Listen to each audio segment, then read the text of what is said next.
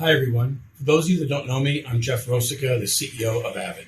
I wanted to come to you personally today as we became aware early this morning of an issue that popped up in the field for some of our Media Composer users.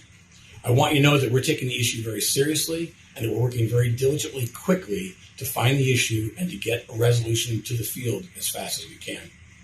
We know that the issue is related to some Mac Pros that have Avid installed on them, as well as some other third-party software.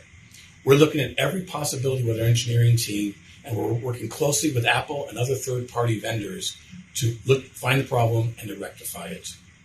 Please know that we're working around the clock, whatever it takes to get this work done, and we've applied all available resources for the company. I will say that we're already on site in a number of sites, and we have found some interesting information that's getting us to hopefully a root cause and a fix as quick as we can today. Hey everybody, I'm Dana Ruzicka, Chief Product Officer here at Avid.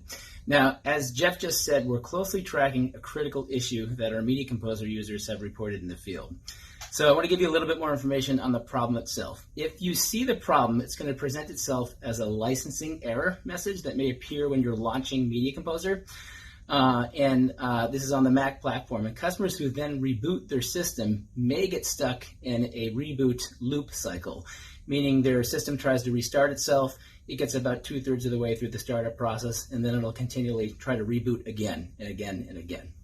So if you run into this problem, there's a couple of things you can do. We've heard from our customers that have successfully reported reinstalling the OS itself. So using the version that they're on, basically doing a reinstall of the OS will fix the problem.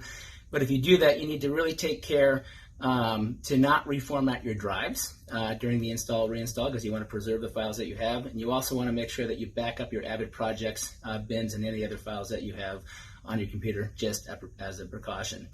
The other thing to think about with this route is there's no need to upgrade the version of your OS. You just reinstall the version of the OS that you were running before. So if you run into the problem, that's something you can try. What you can do to avoid the problem altogether. So if you haven't seen this error, for the time being, if your Mac is running now with Media Composer, don't reboot your Mac. Do not update your system, including any of the Mac OS upgrades or Mac Media Composer or anything on your system itself. And if possible, back up your local files, so your Avid bins, your projects, etc., just as a precaution so that you have them in case you run into this.